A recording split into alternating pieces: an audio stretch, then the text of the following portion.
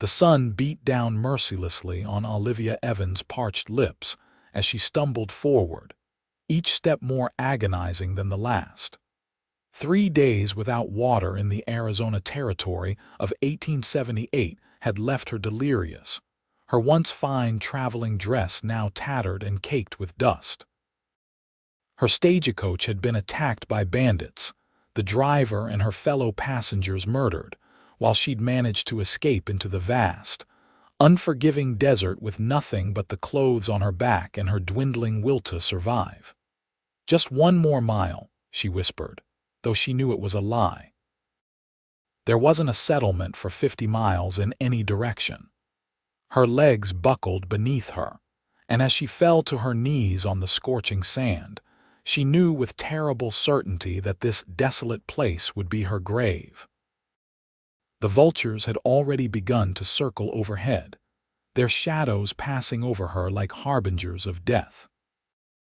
Olivia closed her eyes, thinking of the life she'd left behind in Boston, the teaching position she'd resigned, the marriage proposal she'd rejected, the adventure out west she'd been so eager to embrace.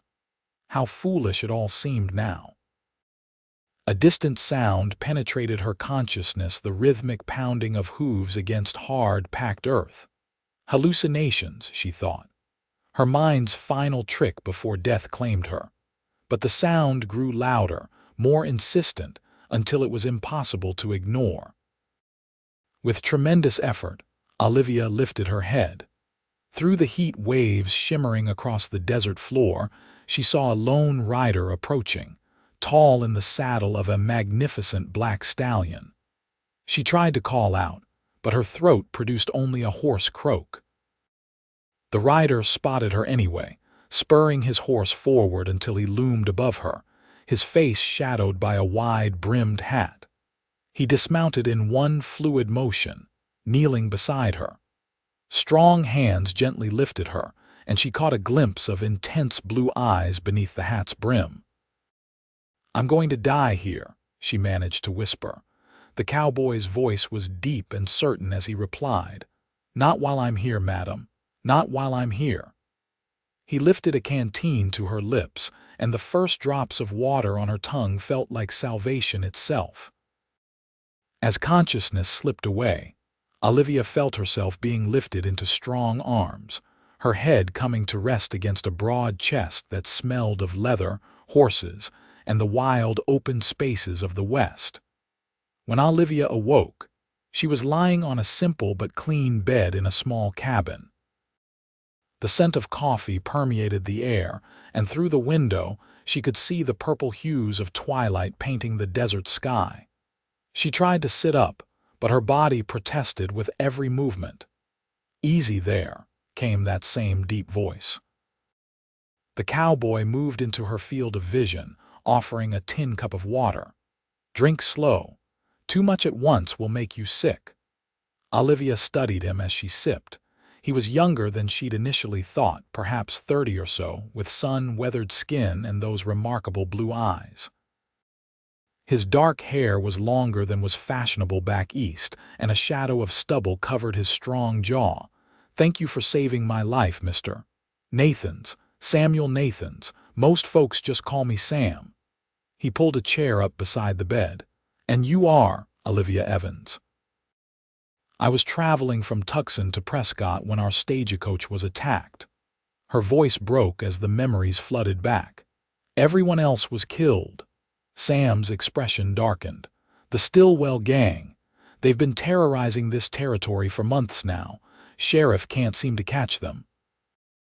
He paused, studying her face. "You're lucky to be alive, Miss Evans. How far are we from civilization?" "My ranch is about 20 miles from the nearest town, Silver Creek. Small place, but we've got a doctor, general store, saloon. The basics." He stood and moved to the stove where a pot of stew bubbled. "You're welcome to stay until you're strong enough to travel. I can take you to town when you're ready." Olivia's eyes filled with tears. "I have nothing, no money, no possessions. Everything was stolen." Sam ladled stew into a bowl and brought it to her. "Don't you worry about that now. First order of business is getting your strength back." He helped her sit up against the pillows. "Can you manage?" She nodded, accepting the bowl. The simple act of kindness from this stranger overwhelmed her. "Why would you help me like this?" Sam's weathered face softened slightly. "Out here, Miss Evans, we look after each other. It's the only way to survive." He moved toward the door. "I need to check on the horses. You eat and rest. We'll figure out the rest tomorrow." Alone in the cabin, Olivia savored each spoonful of the hearty stew. Outside, the vast desert that had nearly claimed her life was transforming into a tapestry of stars against the darkening sky. For the first time since the attack, she allowed herself to hope that perhaps her journey wasn't ending here after all. Morning brought the soft sounds of activity outside the cabin. Olivia managed to stand, her legs shaky but supportive. She found a basin of clean water and gratefully washed her face and hands, wincing at her reflection in the small mirror hanging on the wall. Her once neat auburn hair hung in tangled waves, and her fair skin was reddened from sun exposure. A knock at the door preceded Sam's entrance. He carried a bundle of clothing. "These belonged to my sister when she visited last year. They might be a bit large, but they're clean." Olivia accepted the offering, touched by his thoughtfulness. "Your sister visits often?" "Not anymore. She's married now, lives in California." Something in his tone suggested there was more to the story, but he didn't elaborate. "I'll step outside while you change. There's food on the stove when you're ready."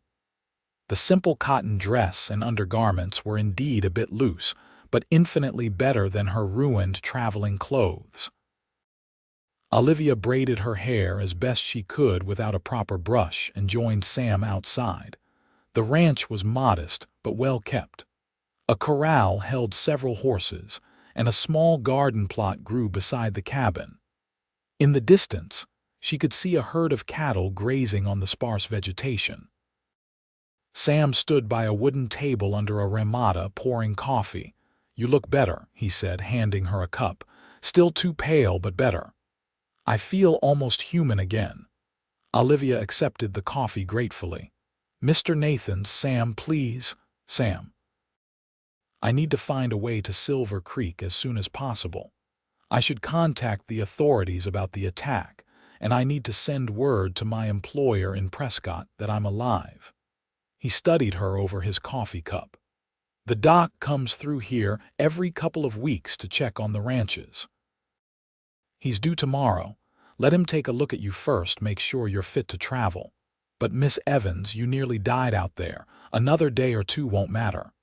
His tone was gentle but firm. "Besides, the Stillwell gang is still roaming these parts. It's safer if we wait." Reluctantly, Olivia nodded. "You're right, of course, and please call me Olivia." The rest of the day passed quietly. Though still weak, Olivia insisted on helping with small chores, mending a shirt, preparing vegetables for dinner. Sam spent most of the day tending to ranch work, but he checked on her frequently, his concern evident despite his reserved manner. As they sat together for the evening meal, Olivia asked, "Have you lived here long?" "5 years. Came west after the war." He didn't specify which war, but the shadow that crossed his face told her enough. "Worked cattle drives for a spell, saved enough to buy this place." He gestured to the modest surroundings. "It's not much, but it's mine." "It's wonderful," Olivia said sincerely. "To own your own land, to build something with your hands, that's no small achievement." Sam looked surprised, as if he'd expected her to find his home lacking. "What brings a lady like yourself out to this territory? Prescott's growing, but it's still rough country." "I'm a teacher." The town advertised for someone to establish a proper school. She smiled wryly. "My family thought I was mad to accept, but I've always wanted adventure, to see more than just Boston's brick walls and society parlors. Teaching's important work. These frontier towns need good teachers." He hesitated. No husband waiting for you back east, Olivia shook her head. No, there was someone, but… She trailed off, uncertain how to explain her rejection of Charles Wellington's proposal without sounding ungrateful or flighty. We wanted different things from life. Sam seemed to understand. Freedom's worth something too. The doctor arrived the following afternoon, a gruff older man named Wallace who examined Olivia with clinical efficiency. Dehydration, sunburn, exhaustion, but no lasting damage, he pronounced. You're lucky Sam found you when he did. When can she travel? Sam asked. Dr. Wallace packed his bag. Another day or two of rest wouldn't hurt, but she's well enough if necessary. He accepted the coffee Olivia offered. Terrible business, these stagecoach robberies. Third one this month. Have they caught any of the gang?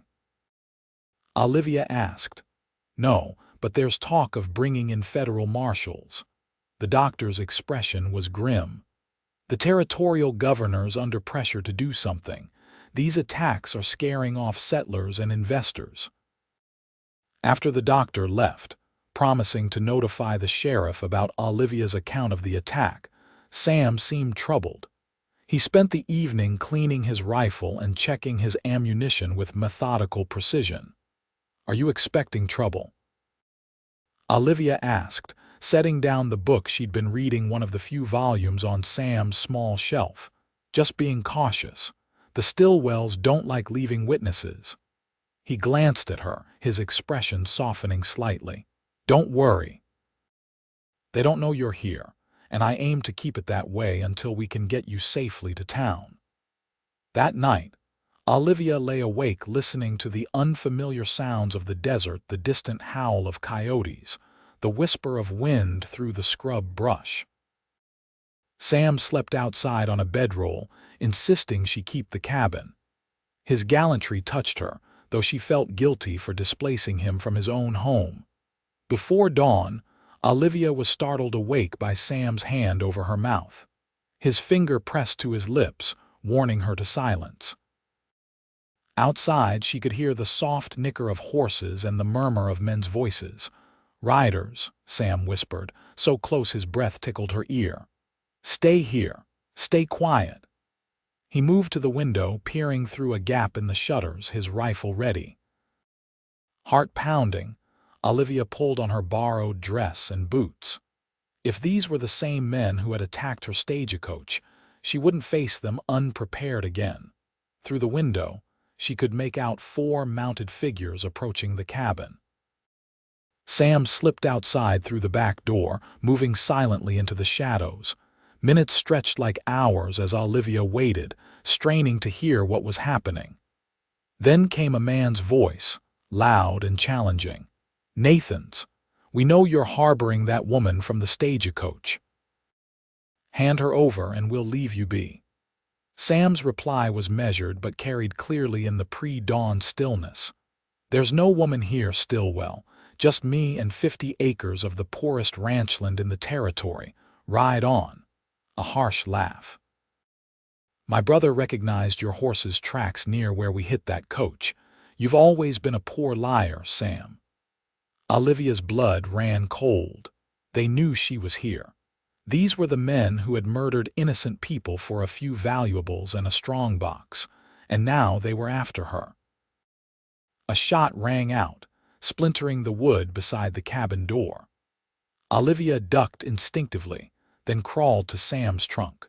Surely a man living alone in such dangerous country would have more than one weapon. Her fingers closed around a revolver just as the cabin door burst open.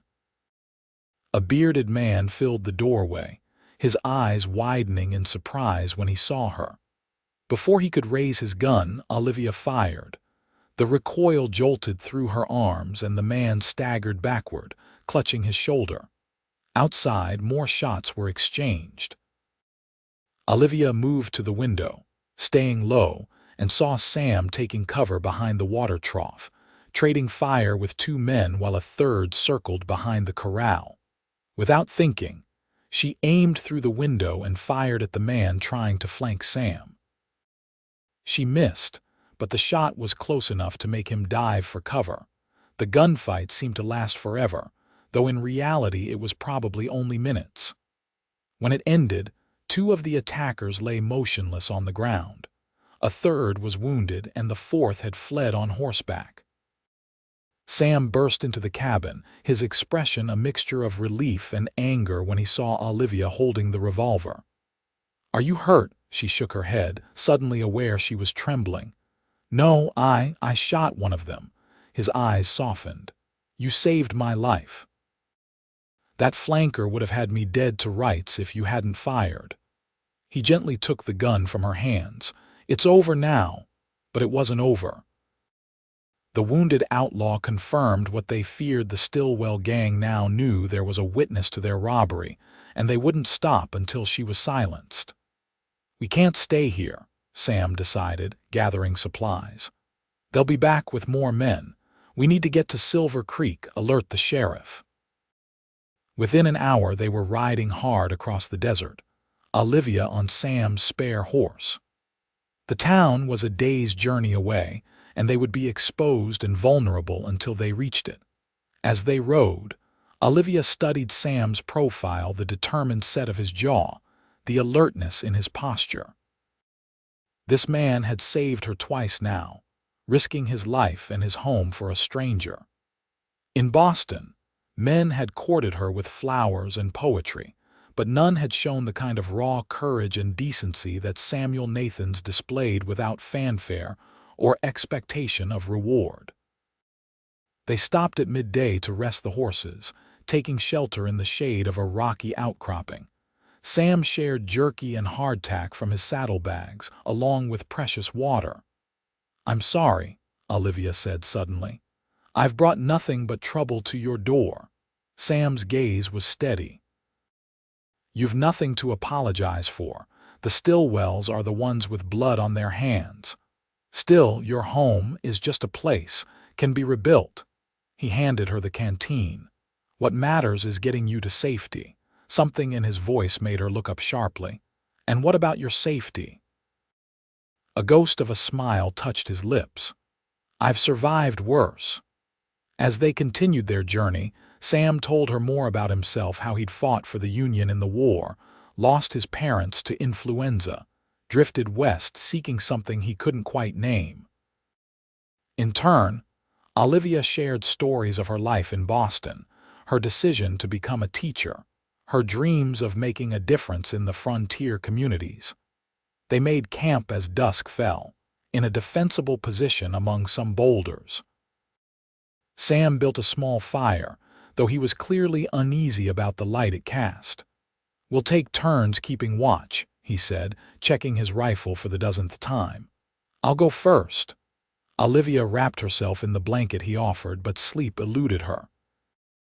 Instead, she watched Sam's silhouette against the starlit sky, wondering at the strange twist of fate that had brought them together. Had it only been 4 days since he'd found her dying in the desert? It seemed impossible that a stranger could become so important to her in such a short time. Eventually, she drifted into a fitful sleep, only to be awakened by Sam's hand on her shoulder. "Riders coming," he whispered. "We need to move. Now." They doused the fire and mounted in darkness, riding hard toward a ridgeline where they might lose their pursuers. Shots echoed behind them, spurring them faster. Olivia clung to her horse's mane, fighting to stay seated as the animal scrambled up the rocky slope. At the crest, disaster struck. Her horse stumbled, sending Olivia tumbling to the ground. Pain shot through her ankle as she tried to stand. Sam was beside her instantly.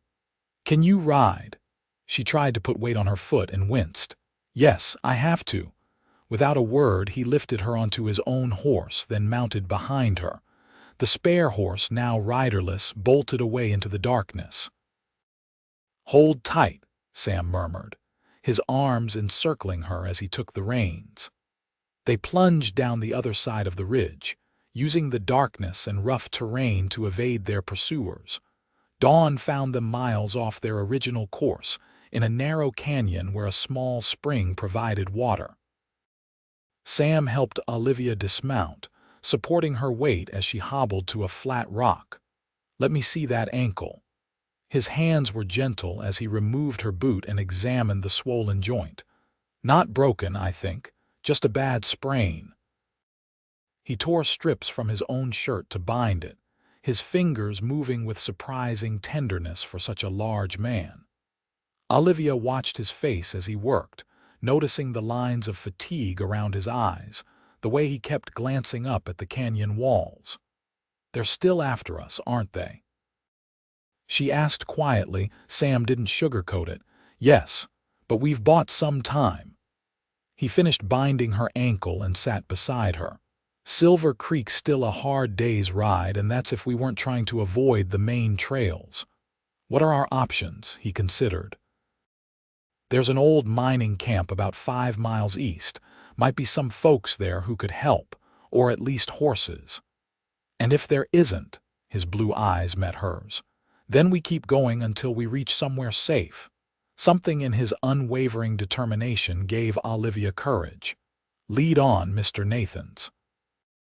He smiled then, a genuine smile that transformed his weathered face. "You're quite a woman, Olivia Evans." They rested for an hour, then continued their journey, Sam's strong arm around her waist as they shared his horse. The closeness was improper by any Eastern standard, but such concerns seemed trivial now. Survival depended on trust, and Olivia trusted Samuel Nathans with her life. The abandoned mining camp was a cluster of dilapidated shacks and collapsed tunnels. To their surprise, they found it occupied not by miners, but by a small band of Apache who used it as a temporary camp while hunting. Sam spoke to them in halting phrases, using sign language to supplement his limited vocabulary. To Olivia's relief, the Apache leader, a stern-faced man named Nako, seemed to know Sam. "I helped his son once," Sam explained. "Horse through him, broke his leg. I said it." Nako offered them shelter and food, dried meat, and some kind of porridge that Olivia was too hungry to question. More importantly, he agreed to guide them to a place where they could safely reach Silver Creek without using the main trails. That night, as they sat around the Apache campfire, Olivia noticed Sam watching her with an intensity that made her heart beat faster. When their hosts retired to their wickiups, leaving them alone by the dying embers, he finally spoke. "When we reach Silver Creek, what then?" Olivia hadn't thought beyond their immediate survival. "I suppose I'll still try to reach Prescott, take up my teaching position." She hesitated. "What about you? My ranch isn't safe anymore. The Stillwells will be watching it." He poked at the fire with a stick, sending sparks skyward. Might be time to move on. The thought of him leaving filled Olivia with an unexpected sadness. "Where would you go?" "Don't know. North, maybe. Montana, Wyoming. Somewhere with more grass, less trouble." He glanced at her. "Unless." "Unless what?" Sam seemed to be struggling with words, unusual for a man typically so direct. "Unless I had a reason to stay." Olivia's breath caught. "And what might that reason be?" In answer, he reached across the space between them and took her hand. His palm was calloused, warm against her skin. "I know it hasn't been long. No, I'm not the kind of man you're probably used to, but these past days." He trailed off, then started again. "I've never met anyone like you, Olivia. Your courage, your spirit, the way you didn't hesitate to fight when it mattered." Olivia found herself moving closer, drawn by something stronger than propriety or caution. "I've never met anyone like you either, Sam." His free hand came up to touch her face, gentle as a whisper. "If we make it through this, would you consider? That is, might you think about staying? Not at my ranch necessarily, but somewhere I could see you, court you proper if you'd allow it." In the dancing firelight, his eyes held uncertainty, hope, and something deeper that made Olivia's heart race. Without thinking, she leaned forward and pressed her lips to his. The kiss was brief, almost chased, but it changed everything. When she pulled back, Sam's expression was one of wonder and dawning joy. "I'll take that as a maybe," he said, his voice rough with emotion. Olivia smiled. A definite maybe. At first light, they departed with Nako as their guide, following game trails and dry riverbeds that kept them hidden from the main routes. Sam rode with Olivia, her injured ankle making it impossible for her to manage a horse alone. The closeness was no longer awkward but comforting, his solid presence at her back a reminder that she wasn't facing this danger alone. By midday, they had covered considerable ground. Nako pointed to a distant mesa. Silver Creek beyond, half-day ride. He would go no further, explaining through Sam that his people were not welcome in the white man's town. After the Apache left, Sam and Olivia continued alone, making steady progress toward safety. The terrain grew more familiar to Sam, and his tension eased slightly as they entered territory he knew well. "There's a ranch about a mile ahead," he told her. "Belongs to the Dawsons. Good people. We can rest there, maybe borrow a fresh horse." The Dawson Ranch was a welcome sight, a well-maintained homestead with a substantial main house, barn, and bunkhouse. As they approached, a man with a shotgun stepped onto the porch, then lowered his weapon in recognition. "Sam Nathans, thought you were holed up on your own place these days." "Circumstances changed, Frank." Sam dismounted, helping Olivia down. "This is Miss Olivia Evans. She needs shelter and a place to rest." Frank Dawson's wife, Martha, took one look at Olivia's exhausted face and bandaged ankle and ushered her inside, clucking with concern.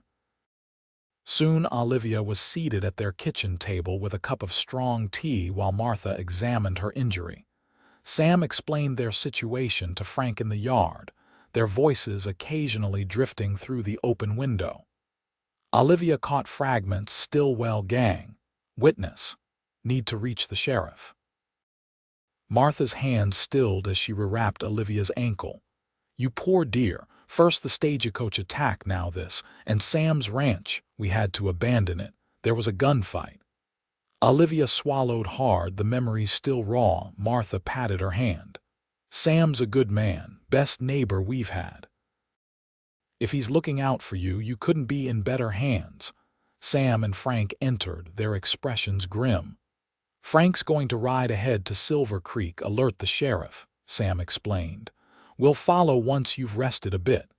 "The Stillwells have friends in town," Frank added. "Better if the law knows you're coming and why." Martha insisted they stay for a proper meal, and Olivia was grateful for the chance to wash up and change into clean clothes borrowed from the rancher's wife. Though Martha was shorter and plumper, the simple cotton dress was a vast improvement over her filthy, torn garments.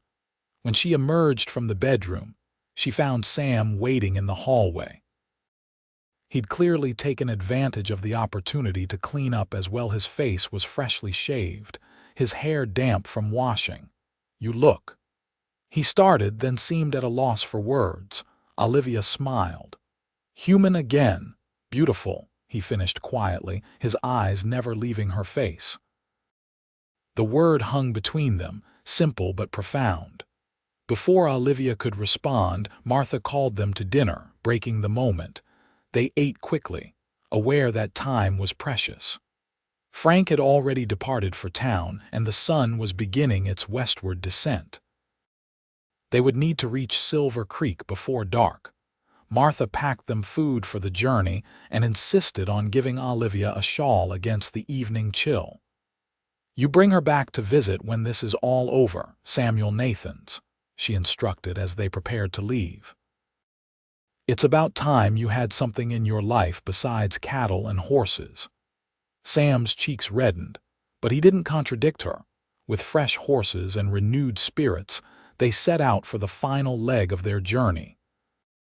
The trail to Silver Creek was relatively open, making them visible but also allowing them to maintain a faster pace. Sam remained vigilant, his rifle across his saddle, eyes constantly scanning the landscape. "What will happen when we reach town?" Olivia asked as they rode side by side. "Sheriff will take your statement, send telegrams to the territorial authorities. With luck, they'll organize a proper posse, maybe bring in federal marshals." Sam's expression was determined. "The Stillwells have terrorized this region long enough. And after that, will it be safe for me to continue to Prescott?" He glanced at her. "Eventually, but you might want to consider staying in Silver Creek until they're caught." His voice softened. "I know it's not what you planned, but there's a small school there. They've been looking for a teacher." The idea took root immediately in Olivia's mind. Silver Creek instead of Prescott, closer to Sam. I'll consider it." The town appeared on the horizon just as the sun began to set, a collection of wooden buildings straddling a dusty main street, with scattered homesteads surrounding it. As they approached, Olivia could make out a church steeple, the larger bulk of a hotel, and various businesses. Sheriff Daniel Cook met them at the edge of town, accompanied by 2 deputies and Frank Dawson. "Got your message," he said to Sam. "Miss Evans, I understand you witnessed the Tucson stage robbery." Olivia nodded. "Yes, sir. I saw their faces clearly." "Then you're the first live witness we've had. Come along to my office. It's the safest place in town right now." The sheriff's office was a solid building with barred windows and a heavy door. Inside, a pot of coffee bubbled on a small stove, and wanted posters papered one wall. Sheriff Cook sat Olivia down and took her statement methodically, writing every detail in a leather-bound ledger. When she finished her account, he nodded gravely. "This matches what we suspected.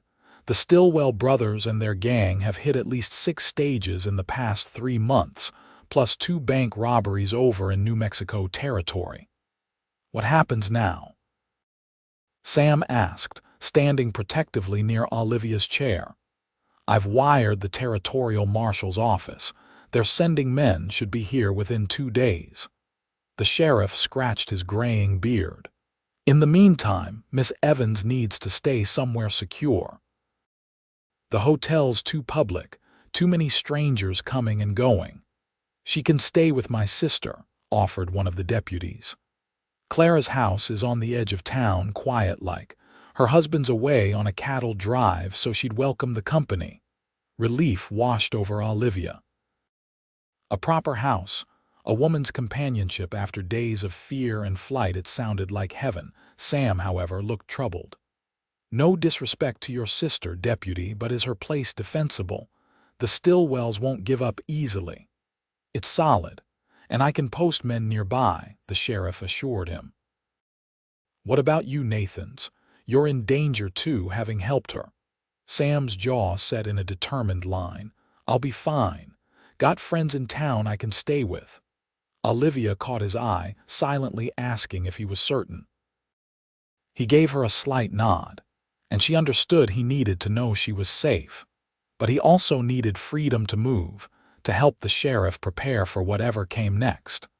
Clara Jenkins proved to be a cheerful, practical woman in her 30s, who welcomed Olivia with genuine warmth. Her small house was tidy and comfortable, with colorful quilts and curtains softening the frontier simplicity. "You poor thing," she clucked, helping Olivia settle in the spare bedroom. "What an ordeal you've been through. But you're safe now, and Sam Nathans is the most reliable man in 3 counties. If he's watching out for you, those outlaws don't stand a chance." Olivia slept deeply that night, exhaustion finally claiming her now that she felt truly secure. She dreamed of Sam, not of danger and gunfights, but of quieter moments. His gentle hands tending her ankle, his rare smile transforming his solemn face, the way he'd called her beautiful in the Dawsons' hallway. Morning brought the sound of women's voices and the smell of baking bread. Olivia dressed in clothes Clara had loaned her, slightly too large but clean and well-made, and found her hostess entertaining visitors in the kitchen. "Olivia, come meet everyone," Clara called. "The ladies were so curious about you. I hope you don't mind." 4 women of varying ages sat around the table, all turning to examine Olivia with undisguised interest.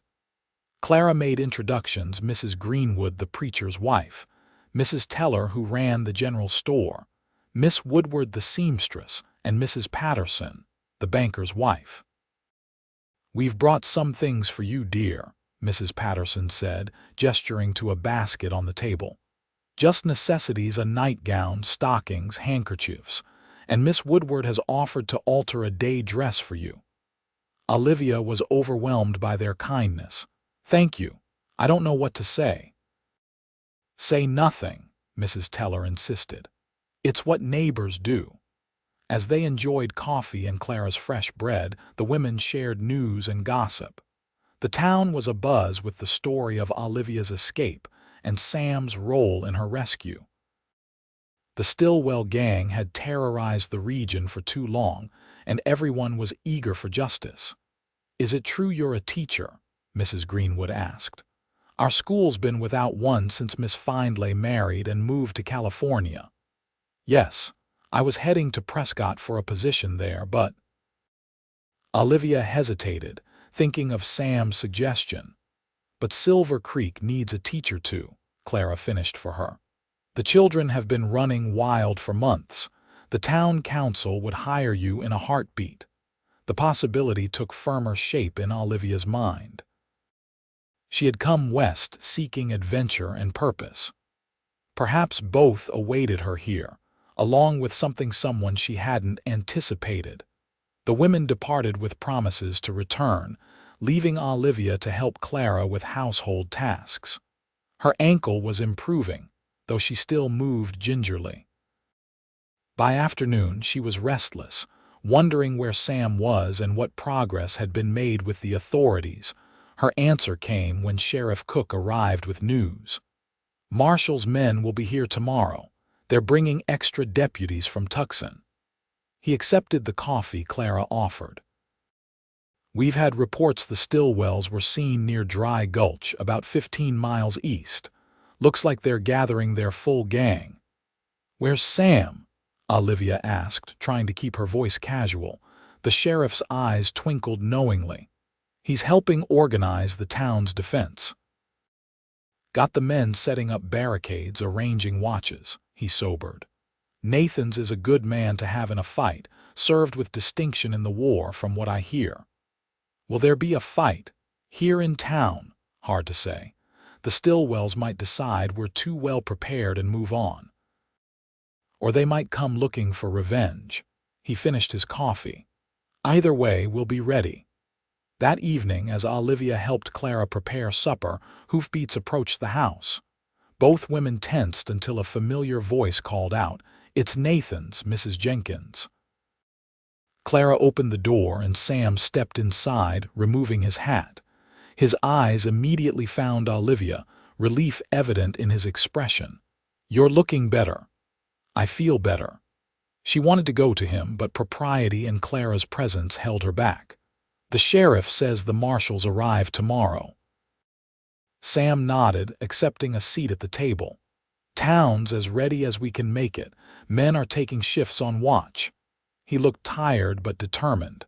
"I wanted to check on you, make sure you're comfortable here." "Clara's been wonderfully kind," Olivia assured him. "And the ladies of the town brought clothes, supplies. I've never experienced such generosity from strangers." "Not strangers for long," Clara said, serving up stew. "Silver Creek takes care of its own." The simple meal was the most pleasant Olivia had experienced since leaving Boston. Sam gradually relaxed, even smiling at Clara's stories about town personalities. When he described the defensive preparations to reassure them, Olivia was impressed by his tactical thinking and leadership. All too soon, it was time for him to leave. Clara tactfully busied herself in the kitchen, giving them a moment alone at the door. "Will I see you tomorrow?" Olivia asked. Sam nodded. "Once the marshals arrive, we'll need to plan our next move." He hesitated, then reached for her hand. "Olivia, if things go wrong, they won't," she interrupted, squeezing his fingers. "You've kept me safe this far. I trust you." Something flickered in his eyes, determination, tenderness, and perhaps something deeper. "Be careful. Stay inside. Stay alert." "I will. You be careful too." He held her gaze a moment longer, then reluctantly released her hand and stepped outside. Olivia watched from the window as he mounted his horse and rode back toward town, his silhouette straight and strong against the darkening sky. The marshals arrived at noon the next day, four hard-faced men in dusty clothes, badges gleaming on their vests. They met with the sheriff, Sam, and other town leaders in the jailhouse, reviewing Olivia's statement and planning their strategy. She was summoned to identify photographs of known gang members, confirming that Jed and Marcus Stillwell had led the stagecoach attack. The marshals listened intently to her description of the outlaws and their methods. "You've got a good eye for detail, Miss Evans," the lead marshal commended her. "This will help us tremendously."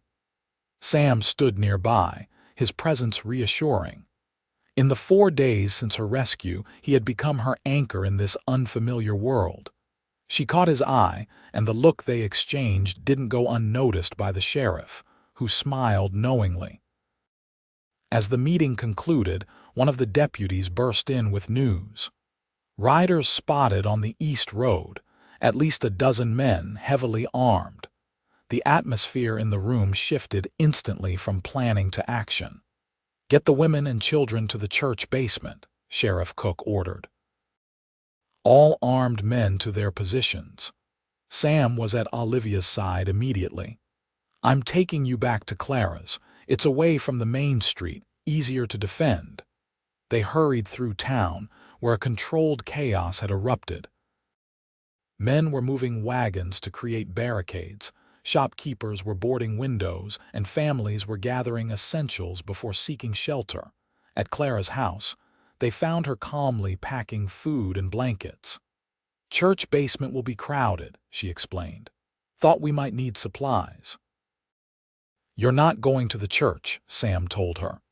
"Too risky to move across town now. You and Olivia will stay here. I'll leave Deputy Miller with you." Clara nodded, accepting his judgment without argument. Olivia helped her gather water and medical supplies, aware that the coming confrontation might result in injuries. Sam checked every window and door, positioning furniture for additional protection. When he was satisfied, he turned to Olivia. "I need to get back to town. The deputy will be outside. Keep your doors locked, stay away from windows." "Sam," Olivia caught his arm, "please be careful." Instead of answering, he pulled her into an embrace, holding her tightly for a brief, precious moment. When he released her, his expression was intense. "When this is over, we have things to discuss." Then he was gone, striding toward his horse with purpose in every step. Hours passed in tense waiting. Occasional shouts drifted from town, but no gunfire yet. Clara kept busy with mending, her needle flashing steadily despite the circumstances. Olivia tried to help, but her stitches were uneven, betraying her nerves. "He'll be fine," Clara said quietly. "Sam survived worse than the Stillwells. You've known him long, since he came to these parts 5 years ago. Kept to himself mostly, but always ready to help when needed." Clara set down her sewing. "My Jacob was caught in a flash flood 2 springs back. Sam rode into that torrent without hesitation, pulled him to safety." Her eyes were kind as she studied Olivia. "He deserves happiness. We've all been hoping he'd find someone who could see past that reserved exterior to the good man beneath." Olivia felt her cheeks warm. "We've only known each other a few days. Sometimes that's all it takes," Clara smiled. "Especially when those days involve saving each other's lives." The sun was setting when they heard it, the unmistakable crack of gunfire in the distance, followed by shouts and more shots. Olivia moved instinctively toward the window, but Clara pulled her back. "We wait," she said firmly. "That's what they'd want us to do." More gunfire, sustained now. The battle for Silver Creek had begun in earnest. Olivia paced the small house, imagining Sam in the midst of the fighting, risking his life for a town he loved and the people in it. Then came an ominous sound, hoofbeats approaching, not from town but from the opposite direction. Clara grabbed a shotgun from beside the door just as Deputy Miller shouted a warning, followed by the report of his revolver. A bullet shattered the front window, sending glass spraying across the room. Clara dragged Olivia behind the heavy oak table they'd overturned earlier. "They're trying to flank the town," she whispered, "coming around to hit them from behind." More shots were exchanged outside. Deputy Miller's voice called out in pain, then silence. Footsteps crunched on the gravel path to the house. "Two women inside," a rough voice announced. "One of them's the witness." Clara leveled her shotgun at the door. "I'm a better shot than my husband," she muttered to Olivia, "and he was a sharpshooter in the war." The door burst open, kicked in by a boot. A bearded man filled the doorway, revolver in hand. Clara fired without hesitation, the shotgun's blast catching him squarely in the chest. He fell backward with a cry. Another man appeared at the broken window. Olivia grabbed a heavy iron skillet from the floor beside her and hurled it with all her strength. It struck his arm, ruining his aim as he fired. The bullet splintered the wall behind them. Clara's second shotgun barrel caught him as he tried to climb through the window. He slumped over the sill, motionless. "Reload," Clara ordered, breaking open her shotgun. Olivia fumbled with the shells, her hands shaking but determined. Outside, more riders were approaching, but from the town direction this time. Shouts identified them as the sheriff's men, pursuing the flanking party. Gunfire erupted around the house as the Stillwell men were caught between defenders from town and their intended targets. Clara and Olivia huddled behind their makeshift barricade, the loaded shotgun ready if needed again. Eventually, the shooting stopped. A familiar voice called out, "Clara." "Olivia." "Sam." Olivia scrambled to her feet as he appeared in the doorway, a blood-stained bandage on his arm but otherwise intact. She flew into his arms without thinking, relief overwhelming propriety. His embrace was fierce, his heart pounding against hers. "You're safe," he murmured into her hair. "Thank God." Sheriff Cook appeared behind him, surveying the bodies with raised eyebrows. "Seems the ladies handled themselves just fine." "Clara's a better shot than her husband," Sam said, still holding Olivia close. "Jacob will be sorry he missed all the excitement," Clara agreed, calmly reloading her shotgun. The aftermath unfolded quickly. The Stillwell gang had been decisively defeated, both brothers killed in the main firefight in town, most of their men either dead or captured.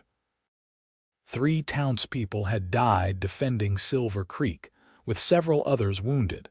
The marshals took charge of the prisoners, promising they would face justice for their crimes. Olivia's testimony would be required at their trial, but that was months away. For now, Silver Creek began the process of healing and rebuilding. Deputy Miller had survived his wounds, thanks to Clara's quick attention once the fighting ended. The town doctor was overwhelmed with patients, so Olivia helped where she could, assisting with bandaging and comfort. Sam's injury was minor, a bullet graze that looked worse than it was. He refused to rest, helping organize repairs to damaged buildings and comforting those who had lost loved ones. Olivia watched him move through these tasks with quiet competence, earning respect without seeking it. 3 days after the battle, with life in Silver Creek beginning to return to normal, the town council called an emergency meeting. To Olivia's surprise, she was invited to attend. Mayor Simmons, a portly man with impressive whiskers, addressed her directly. "Miss Evans, we understand you're a qualified teacher from back east." "Yes, sir. I was traveling to a position in Prescott when—" She didn't need to finish the sentence. "Well, as you may have heard, our school has been without a teacher for some months now. The children are running wild and parents are at their wits' end." He cleared his throat. "We'd like to offer you the position. Salary's modest, but there's a small house that goes with it. We can have it ready within the week." Olivia's heart leapt. A teaching position here in Silver Creek. A home of her own, and Sam nearby. "I'm honored by your offer, Mayor Simmons. I'd be delighted to accept."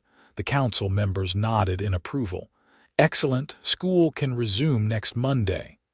As the meeting concluded, Olivia found Sam waiting outside the town hall. In the gentle evening light, he looked less the hardened frontiersman and more the man she'd come to care for deeply. "I hear congratulations are in order, Schoolmarm Evans," he said, offering his arm for a walk. She took it, feeling a rightness in the simple contact. News travels fast.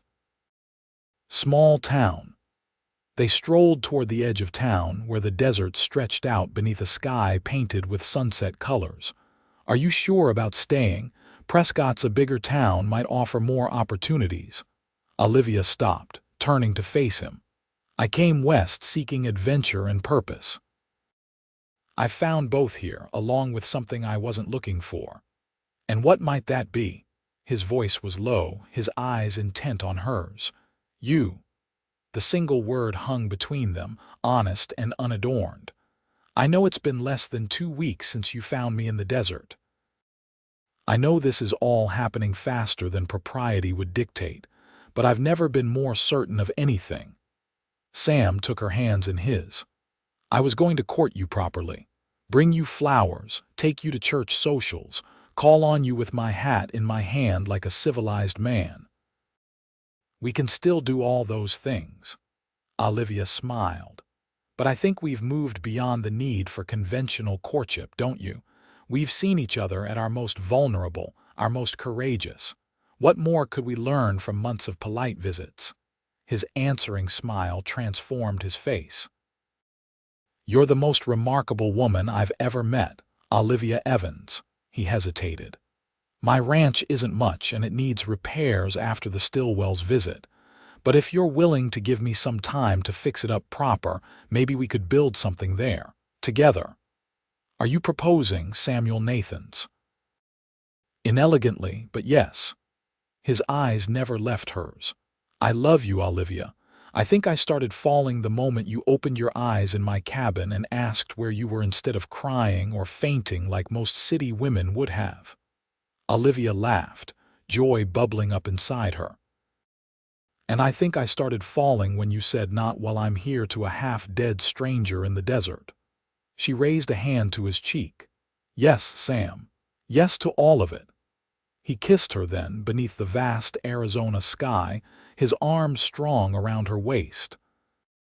It was a promise, a beginning, a future neither of them had imagined when fate brought them together in the unforgiving desert. 3 months later, on a perfect autumn day, Olivia Evans became Olivia Nathans in Silver Creek's white-steepled church. The entire town turned out for the occasion, along with ranchers from miles around who had come to respect Sam over the years. Clara Jenkins stood as Olivia's matron of honor, while Frank Dawson served as Sam's best man. Sheriff Cook gave the bride away, claiming the privilege as the representative of law and order that had brought them together. Olivia wore a simple white dress that Miss Woodward had worked on for weeks, with tiny pearl buttons down the back that Sam would later confess drove him to distraction throughout the ceremony. Sam looked uncommonly handsome in a new suit, his usual weathered hat replaced by polished boots and a nervous smile. When the preacher pronounced them husband and wife, the cheer that went up, nearly lifted the church roof. These people who had been strangers to Olivia just months before had become family, their support and acceptance a gift she treasured alongside Sam's love. The schoolhouse closed for a week for their honeymoon, a trip to Sam's rebuilt ranch, now transformed into a proper home with curtains at the windows and a garden plot ready for spring planting. The cabin where she had first awakened after her rescue was now expanded, with a new bedroom, larger kitchen, and a covered porch where they could watch the sunset over the desert. "Welcome home, Mrs. Nathans," Sam said, carrying her across the threshold despite her laughing protests. Later, as they sat together on that porch watching the stars emerge, Olivia rested her head on her husband's shoulder. "I never thought nearly dying in the desert would lead to the greatest happiness of my life." Sam's arm tightened around her. "I'm glad I was the one who found you that day." "So am I," she smiled up at him. "So am I." Epilogue. 5 years later, the Nathans' ranch had prospered beyond either of their expectations. Sam's careful management and hard work had expanded their cattle herd, while Olivia divided her time between teaching at Silver Creek's now thriving school and managing their household.